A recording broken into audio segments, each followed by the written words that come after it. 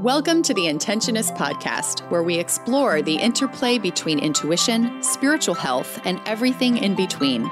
I'm your host, Hillary Zwallen. And I'm Amy Schreiber. Our intention is to create a dialogue that inspires you to consciously forge your path with curiosity and compassion for life and its mysteries.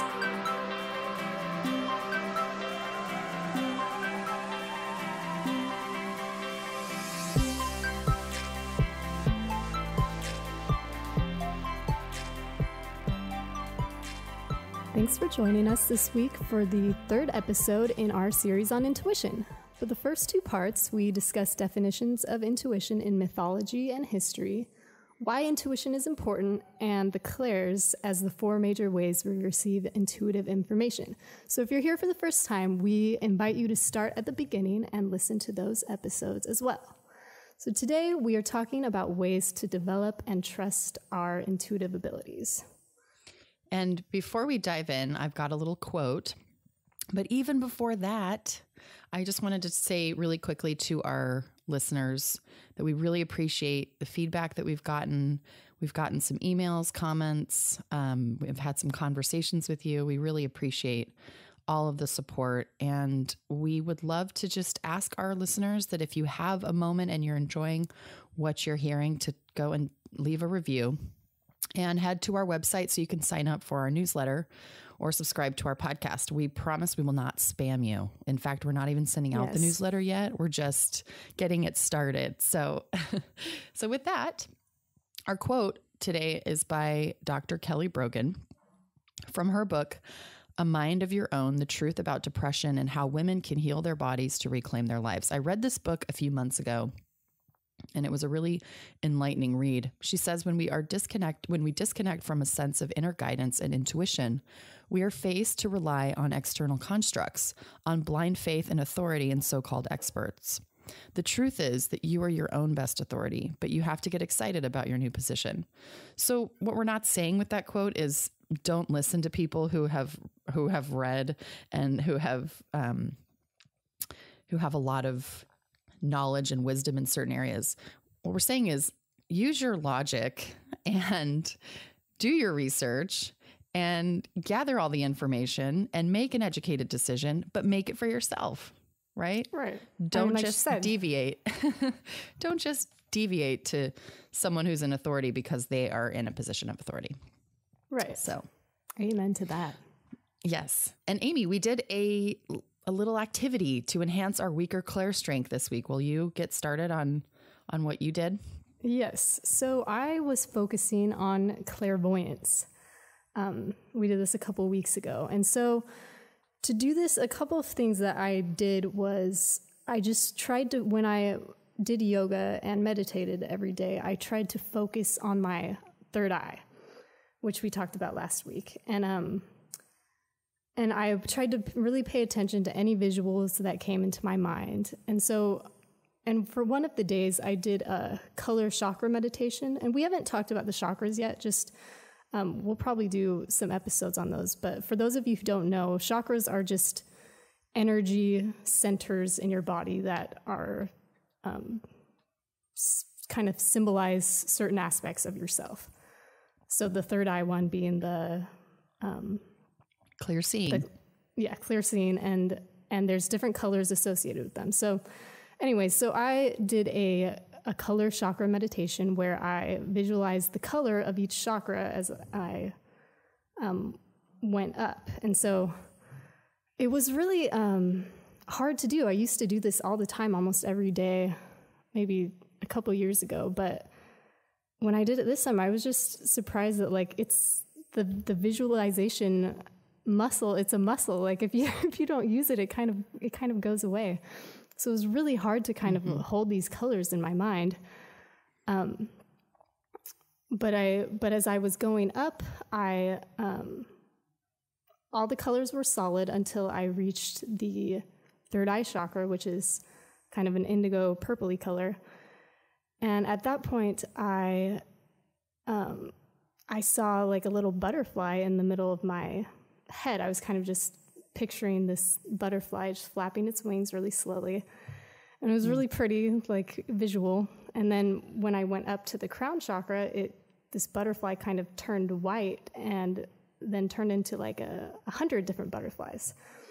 So that's just an example of one of the visualizations that I saw during a meditation this week. That you conjured to develop your weaker clair, which for you think is clairvoyance, right? Yes. You tend to be more clairaudient. Right. So mine was a bit of a fail. Feel like I'm a lot more clairvoyant. I always see pictures and symbols and ideas come to me in much more symbolic ways. And they never come through my ears. I never feel like I hear voices or sounds. And so I was trying to become more sensitive to sounds because that's what I was, trying to focus on. And I just found that it didn't really work, that I would see words or ideas in my meditation. Then instead of seeing a symbol, I would just see a word written in my mind's eye.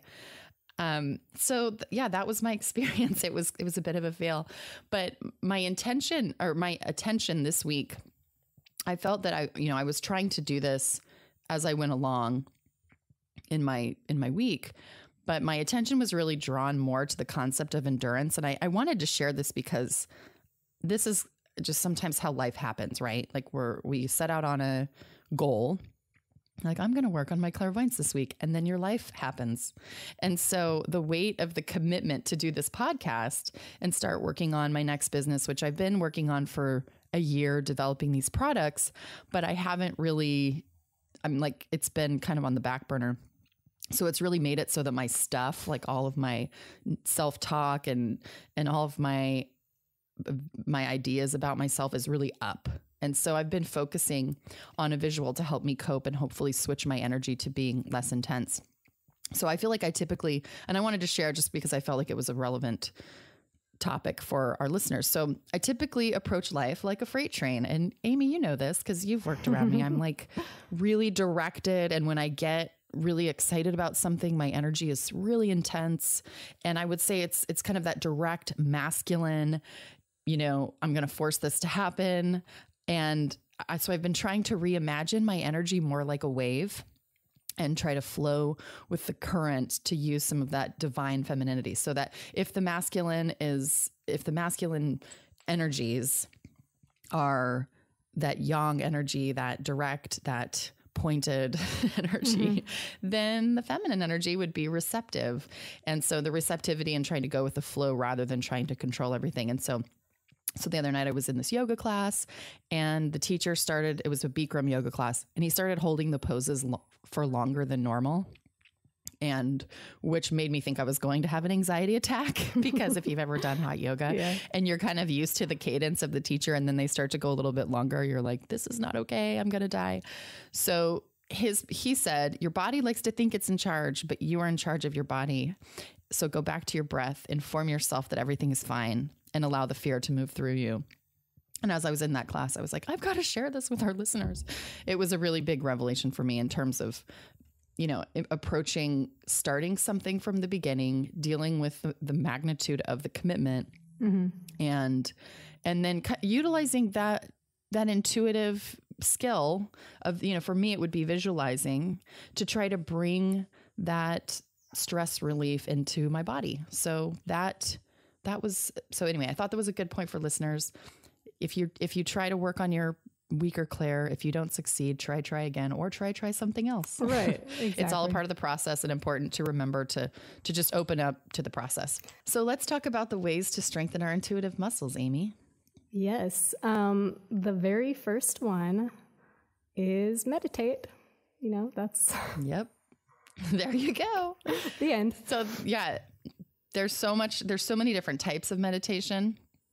And I think I wanted to bring this up too, that there can sometimes be a little bit of ego in the conversation about who has the most pure or right way to do it. Have you found this to be the case in your life? Yeah, there's a lot of, with anything like this, the dogmatism can creep in, and it's like a popularity contest. Like, this is my way and this is the best and it's the oldest and most ancient and most pure way. Therefore, it's the only one. I mean, I've even thought that way before. I think about, 10 or 15 years ago, doing a certain type of class and being like, no, this is the best way to do it. And this is the most pure way. And then, come to realize it's like, no, actually it's all really good. And it's all about whatever's resonating with you in the moment. We've all had the friends who have gone to this retreat or that, or whatever that was super life-changing, and then come back and evangelize about how their experience was the most pure and best of all.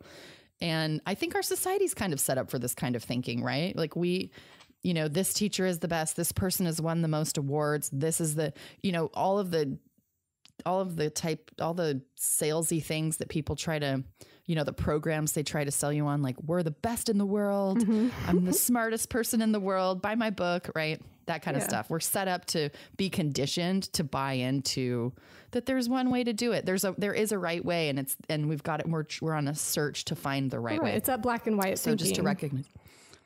Yes. That is not helpful, especially considering the fact that one way, like whatever comes to you at a certain point in your life, may be really helpful for a year, and then you've moved past that, and that's no longer like relevant to where you're at anymore. So absolutely. That's a really good point. So there's a few different types of meditation, and we just invite listeners to recognize and embrace all the ways that that are possible to connect. And so the ones that are fairly common, there's transcendental meditation, there's Vipassana meditation, which is pulled from kind of a Buddhist tradition, but includes contemplation through the primary awareness in the body. There's this mindfulness movement that's been developed by Jon Kabat-Zinn. He's written a ton of books on meditating. There's Kundalini meditations, there's journeys, there's chakra balancing. So we're just going to talk a little bit about the different ways to meditate that can help you to cultivate that inner wisdom. So, right. I think the main hallmark of meditation is just that you are quieting the chattering inside your mind. However you can do that, whether you are seated cross-legged or on your knees against a wall, like in Zen meditation, or if you are walking. So just the first kind of step is that you're silent. You're spending time in silence, undistracted by this mental clutter. Because I think distraction is what is really the primary enemy of intuition. Because right. if we're distracted, we can't hear what's going on because there's just too much. We can only focus on one thing at a time. Right. So what are the different types of ways that we can meditate? Within that. Yeah, I think the easiest one for people to start with is, I think we mentioned this in the last episode, is just the breath, because everyone has that. So focusing on your breath, counting them, or however you can, choosing a word to say with the inhale and the exhale in your mind. So you just need a focal point. And if it's not the breath, it can be like a candle flame. It could be your heart, visualizing your heart, or a word.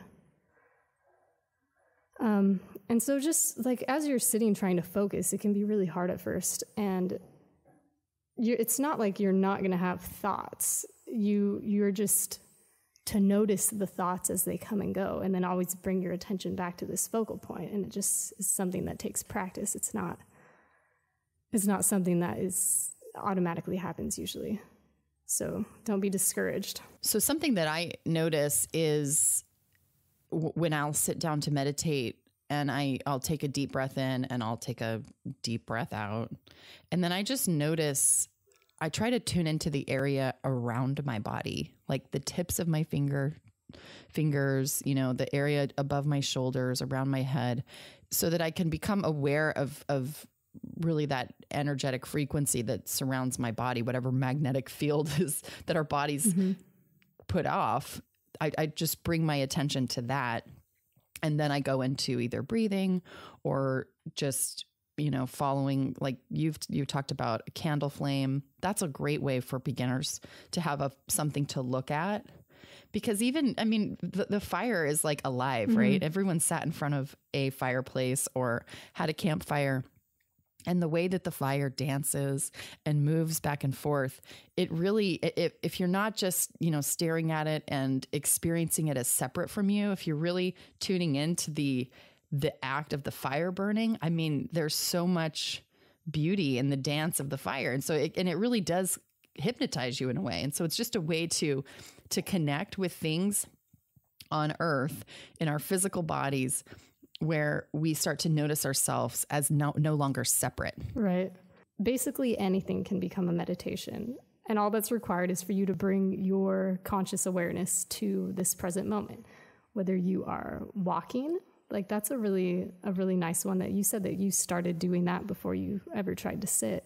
I remember when I first started meditating being very terrified. Like it wasn't just let's sit in silence and breathe and close my eyes. I remember thinking, what is going to dump all over me? Like this is scary. So I was like, I'm just going to go out in nature and walk. And that actually, I did that for a few months where I walked almost every day.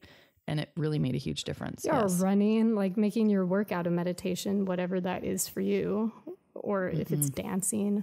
I think a great one is your laundry folding, these repetitive chores you have to do, like dishes and laundry. Those really help cultivate awareness because they're so irritating, you know, sometimes they become quickly like not irritating if you are consciously aware, like, oh, the bubbles, especially I don't have a dishwasher here. So dishwashing is like this way longer thing than I would prefer for sure. But yeah, to like, oh, the bubbles, the temperature of the water, like noticing all of that. It's noticing how you're standing while you do it. Yeah. It's like a spiritual practice, you know, it doesn't have to be this drudgery. Right. Yeah, laundry especially. I feel like I stand there and do laundry a lot when you're done folding them and everything. Right. Okay. So there's also this idea about this lack of body connection that I think in Western society, we're becoming so much more in tune with our bodies. I think with just the fitness craze and also this mindfulness movement that's happening. But I would say in general, if you are practicing a Western religion like Christianity, there really isn't a lot of body awareness in the practice of Christianity, right? Like we were both Mormon. It wasn't like they are like, now let's do breathing. Let's become aware of our bodies. Let's notice how we hold our emotions in our bodies. Like that's just, it's not like they're discouraging of that. It's just not that it's not part of the worship practice really, the way that it is in some other traditions. And so I think this is a really, you know, like there's big focus on service and love, but not really body awareness. So as a culture, we have this inner monologue that has been influenced by this collective thinking in ways where we just don't, we relate to our body in largely negative ways, which means we're more interested or obsessed with our appearance, achieving perfect health, having outrageous fitness goals, blogging everything that we do or Instagramming or posting, which, you know, to each his own.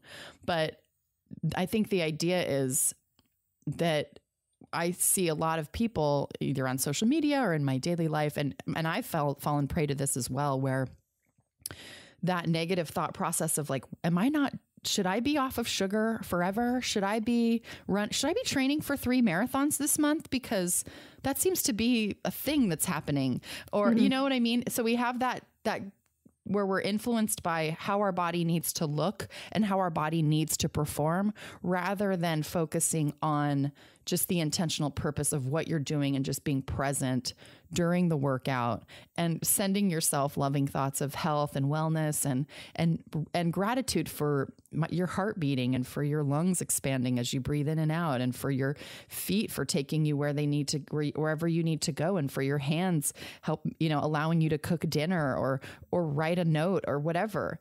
These are all the things that we're not thinking about on the daily. We're thinking about, gosh, I had a bad hair day, or, oh, there's a wrinkle now, and, oh, I shouldn't have eaten that cupcake, and all of that negative stuff that has probably been around for a long time. But I would say that in the last, 100 years or even sooner than that, with just the bombarding of media and all of the images that I know that I took in as a little girl, of just kind of this perfect image, right? And I love that there's these body positive movements that are happening. I think, gosh, this is so great for the younger generation to grow up with women of all shapes and sizes being beautiful and that being encouraged and wonderful. Yeah. I don't feel like it's another form of perfectionism that, for sure. I mean, like in yoga, they always are sure to say, like, it's not how deep you get into a pose. There's that you're aware and that you are honoring your own individual body. It's, but it's a big problem in our society today. Like with social media, I think especially there are the good movements, but there's so much, you're exposed to like the top 1% of excellence, or just these things that like you didn't really know there were that many people, because there's not really that many people, but like performing at these high levels, for example, if we're taking like athletics, right? You weren't exposed to that because you didn't have the internet before.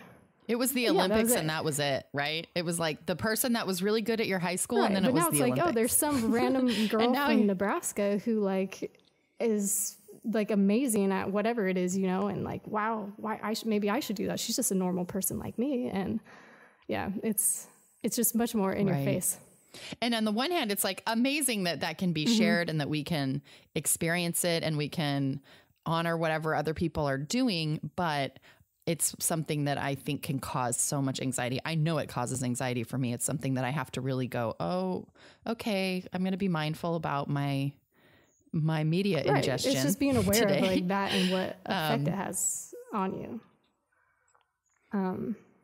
And to kind of be present in whatever workout or whatever body movement you're doing, and get away from kind of that culture of the sweaty selfie and really peel away all the garbage so that we can really hook into what's around us. And that's just these are just the beginning ways of cultivating awareness, and the awareness of what is going on in your mind when you're having these thoughts. Where are they coming from? So these are the questions when we were asked about, how do you peel away the layers of, when we referenced the Russian nesting doll. Well, this is how you start. You start to ask yourself, where is this thought coming from? What is this? Why am I influenced by this? What is the trigger? What is this mirroring back about myself? What is this teaching me in this moment so that I can make a different choice? So I can either expose myself to different things, or I can notice that, wow, this really has more to do with me and my reaction to whatever I'm being influenced by than it does the person doing whatever it is that they're doing that I'm reacting to. No, it does. It's noticing all your false beliefs some of them may be true, but like specifically the false ones that are controlling your behavior. And this is all under the surface. Like this is not in the light of your conscious mind unless you actively put it there. And that's the point of these meditations, is to uncover these patterns and these belief systems in yourself, so you can decide for yourself, is this helpful or is this like ruining my life right now? So I think that's right. A main, I think like that's been helpful for me. If we're moving on to other ways to meditate, writing is a big one that helps me to kind of sift through, just all this stuff, all the junk, to see like, how am I really operating here? What is going on? So writing can be a great meditation. And Natalie Goldberg, she wrote an awesome book called Writing Down the Bones. And she had a meditation teacher that asked her, like, why are you trying to sit and meditate when you just could write and meditate? Like, writing is your meditation. Like, you don't need to do anything besides that. Like, it is serving the same function in your life. So do you find that that's helpful? Do you ever? I do. I feel like the writing really taps into that third eye clairvoyance, for me at least. Like when I really get into it, then I feel like I'm just watching the scene play out in my mind, whether I'm doing creative writing or even just writing about my own life of the day.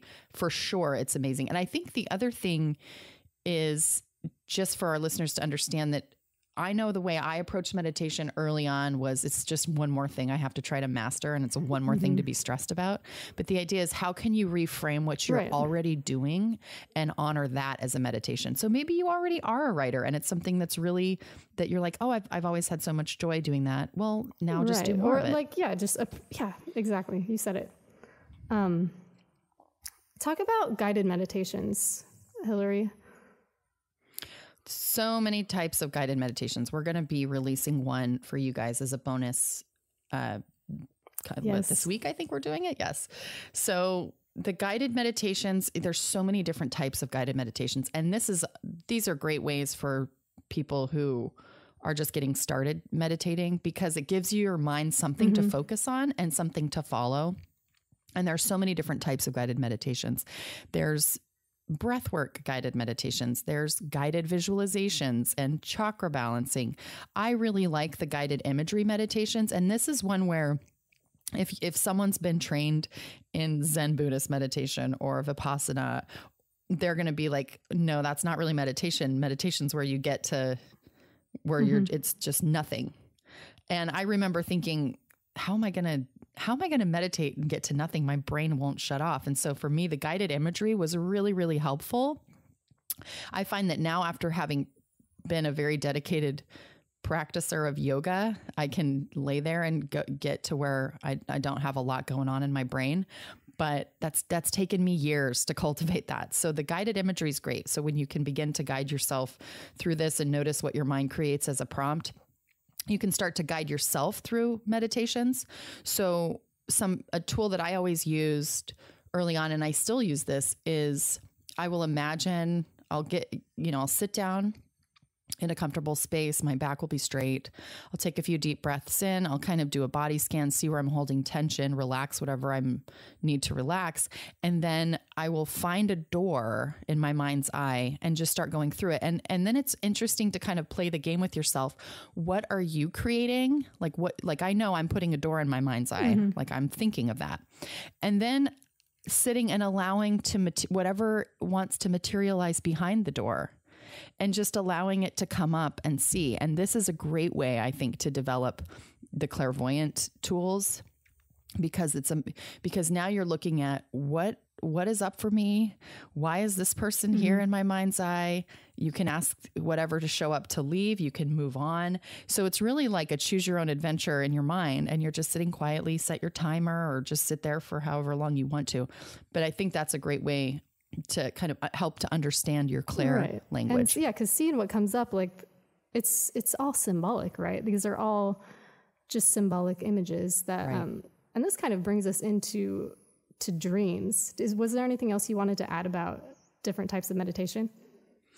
Oh, I wanted to just add one last thing. And I think this is one where if you want to, and we're going to talk more about the woo next week, which we'll get into, but, if you ever want to do meditations with loved ones who have passed on, or angels or deity, maybe you're a Christian and you feel a lot more comfortable involving Christ in your meditations rather than feeling like I don't really connect to these other things because that's not what I know, then to just make your meditation, ritualize it. So you pray before you meditate. You can smudge your room or sage or burn Palo Santo or incense and clear your space, set an intention for the meditation, invite all of the people that you resonate with to be there with you, and imagine the space that you're in as your own personal temple, and really create a sacred space, which we're going to do an episode about that coming up here too. But that's a great way.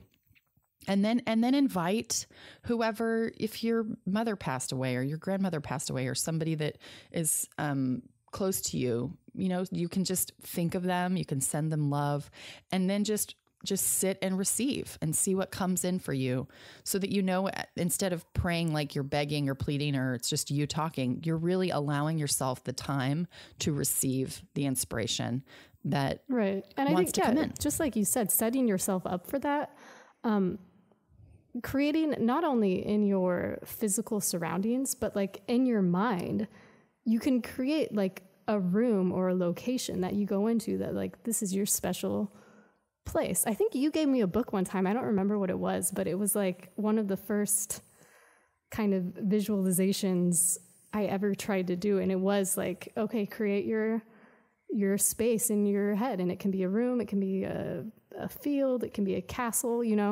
whatever it is, but like getting that imagery in your mind. So it's like some place that you can go back to over and over again. And that's safe, where no trauma exists, that this is just where you are. And so anything that you may be fearful of bubbling up in your subconscious, you set the intention that this is not what's coming up today. This, only for my highest and best. Right. All right, let's talk about dreams. Yeah, dreams are very exciting. So while you're asleep, your intuitive subconscious brain is active. As we all know, we dream, and they're these crazy, fantastical, sometimes terrifying dreams full of symbols. I think it was Joseph Campbell said that myths are the public dreams and dreams are the private myths. So it's kind of like a window into your own personal belief systems. Like you look at these symbols, like you look at what's happening, and you can really kind of try to see what is at play, like under the surface of your daily life and interactions. And so to practice like lucid dreaming, which is to become consciously aware while you're dreaming, this is a really interesting activity to do. I think I read a book by Carlos Castaneda, who was a Toltec teacher. He talked about looking down at your hands or your feet in your dream to signal to yourself that you're in a dream. And it's kind of like the totem in the movie Inception, the spinning top. So like, before you sleep, deciding on what's going to be my signal that tells me that I'm dreaming. And then you can go from there in the dream. It also, I think I'd never had a lucid dream until I started my shamanic training. And then I had a few lucid dreams right at the beginning. And it was interesting because the way is I remember suddenly becoming consciously aware that I was in my dream rather than thinking, when you're dreaming, you're like, it feels real. It doesn't, it seems real. You're experiencing the dream as if it were reality. And I remember thinking, and there were a few some of them were scary and some of them were not, but I remember going along in my dream and then realizing, oh my gosh, I'm in my dream. So what's the message? Tell me, like, what's going on? And then having either a symbol or whatever pop up. And so, but what helps with that is before you go to bed, asking for that to happen, like setting the intention, like I'd like to experiment with lucid dreaming tonight and see what happens. It may not happen the first week or 2 weeks, but you might be surprised. Mine started happening. And again, it's only happened a few times. It's not like I'm constantly lucid dreaming and getting all this information, but it happened to me once or twice before. Yeah. And it was because I had set that as an intention. Yeah. I think the process of becoming aware in the dream that you're dreaming is a super helpful practice that carries over to your waking life. Like paying attention to these weird parts of your dream that cue this realization, like, oh, I'm only dreaming. Like a couple of weeks ago, I was in this desert landscape in a dream, and I saw this hawk fly straight into this mountain. And I was all sad, like, oh, the hawk is dead, like that. He can't survive. He's not coming back from that. But then the hawk started flying backwards away from the mountain in this weird flight pattern. So I was like, that's not possible. Like, I must be dreaming, like this doesn't happen in real life. So training yourself to kind of notice what's off in a dream, it carries over to your waking life, because just like in the dream, the noticing cures you of the false belief. Like when you're dreaming, the gigantic false belief is that the dream is reality. And so noticing what's off, stopping when you feel something is off, it helps you cut through the illusions that are controlling you. Such a great point. Yes. So, right. So before we go to sleep, commit to remembering your dreams, write them down when you first wake up, right? Right. Anything else? No, dreams are just the set of symbols, and it's up to you to interpret, are they significant? Are they not? And so it's just kind of learning your own subconscious language. But yeah, there's a lot of great books on dreaming that you can find all sorts of information on that. So the next thing is kind of back to talking about mindfulness really quickly, but carefully observing everything you see, hear, feel, smell, and taste. So just pay attention to all your fine-tuned sensory perceptions. That in and of itself is a meditation, becoming aware of how does something feel when you pick it up? in your hands. How does it, developing body awareness. This is the most direct experience for clairsentience, doing physical things that bring awareness to your body, like yoga or dancing or getting a massage. Amy, you had mentioned to me once that getting a tattoo could potentially be your sensitive, it can develop a sensitivity in a way that is unusual, right? That is not a way that you'd really think about. Like I would never have thought, getting a tattoo is a great way to develop body awareness. But you become aware of all the little tiny nerves in your skin that you were not previously ever aware of before. Like it's a different experience that removes you from like the normal awareness. Like you have to be hyper aware at that point. I think eating is one of the easiest ways to do this because we do it all day, and we have to do it to survive. Right. And so to understand how something feels in your body, that is a practice that you can try. Even when you're like, for me, I gobble my food down like a ravenous wolf because I got kids and I'm still in that mindset of like, if I don't eat my food quickly, then I'm not going to get any food because the kid's going to start crying. And now my kids are getting older and that's not really true. Yeah. Like I don't have to just sit down and shovel food into my mouth like that. But so mindful eating is so important. And it's something that's like, I'm like a 1 out of 10 on the mindfulness eating scale with my own life. But noticing, when are you getting full as you eat? Do you want to stop here? Do you really need to clean your plate? Do you really need to, how much food does your body really need? What is it asking for you in this moment? So, yes. Right. And understanding how your body feels afterwards, like depending on what you ate, how does that pizza feel inside of my body? How does that, whatever, that salad feel? Whatever it is that you're eating, you can understand like you're understanding your body's response to it is what helps you decide like what is right for my body. Like what is my body asking for? What is it rejecting?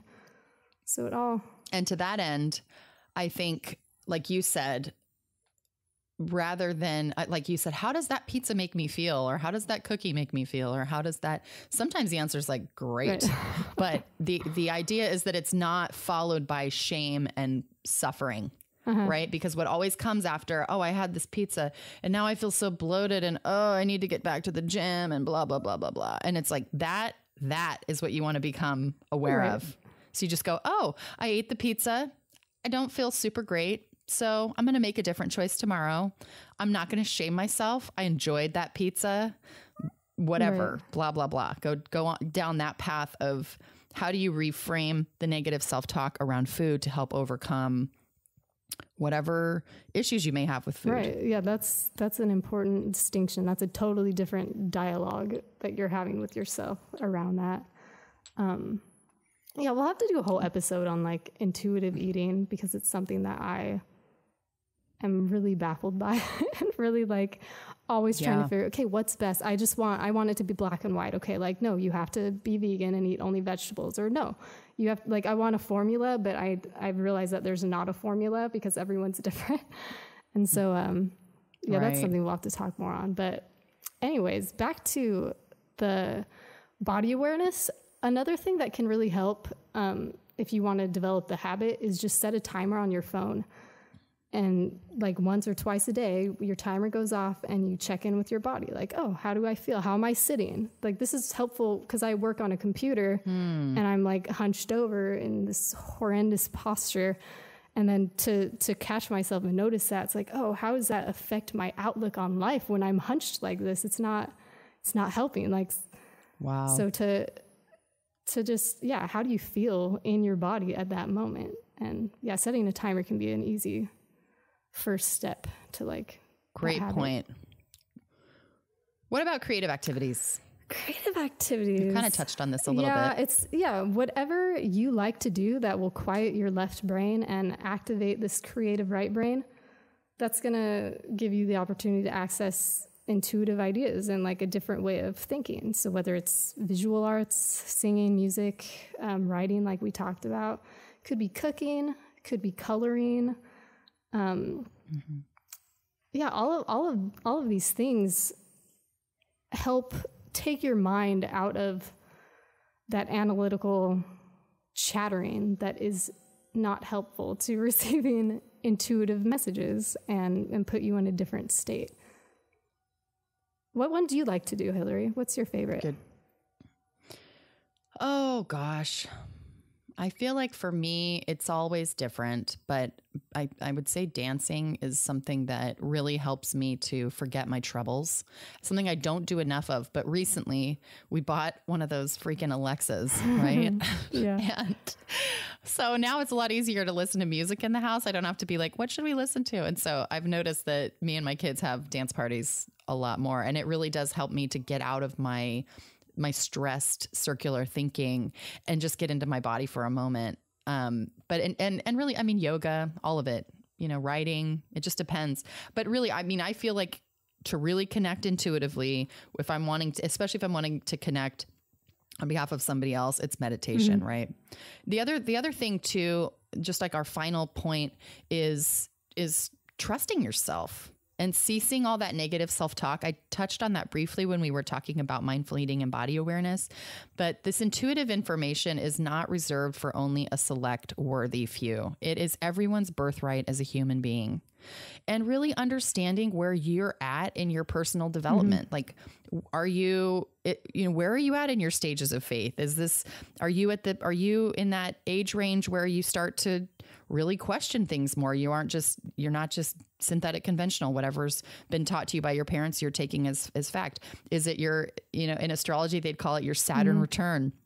Where are you at in spiral dynamics? There's all these other topics. So these can be good reference points. Just asking yourself as questions come up, if you're dealing with like a difficult issue and you're not sure where to go, where is your questioning coming from? Where is the fear located? Is it a belief from childhood? Is it a parental belief about the world that's been placed upon you that really isn't yours? Is it a cultural belief? Is it are you in fear because of what everyone else around you is saying? And really you're not in fear internally, but the collective is telling you this? Is it societal? Is what you're absorbing what's coming in from the news media?